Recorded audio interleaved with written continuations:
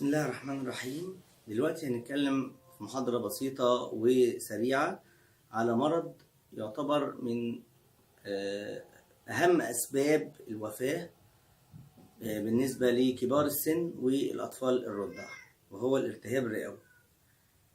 الالتهاب الرئوي التهاب شديد جدا في الرئة، بيبقى غالبا بكتيري وأوقات بيبقى فيروسي. بينتج عن التهاب شديد في الرئة وفشل رئوي ممكن يؤدي إلى فشل تنفسي ويبقى يؤدي للوفاة.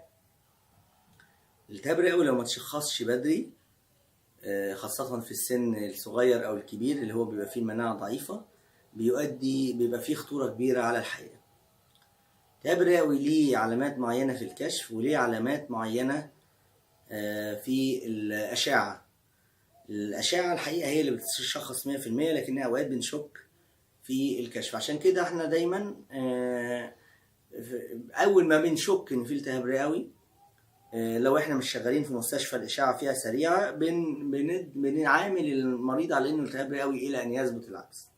التهاب رئوي بس لازم ندي مضادات حيوية، إبر أو حقن لمدة بجرعات عالية لمدة من 3 ل 5 أيام على حسب الحالة حسب السن.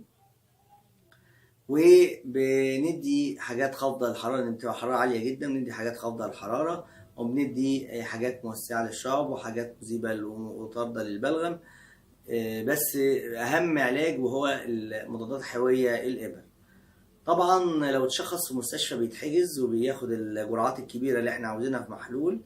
اما لو اتشخص في عيادة خارجية، الدكتور بيدي سواء بيعلق له كانيولا وبيديه او بيديله ابر منتظمة بجرعات عالية جدا لفترة من 3 ل 5 ايام.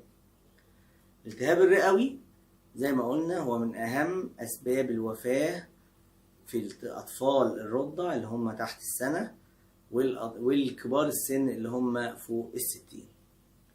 من الأمراض المهمة جدا اللي لو ما تشخصتش مظبوط بتهدد حياة المريض.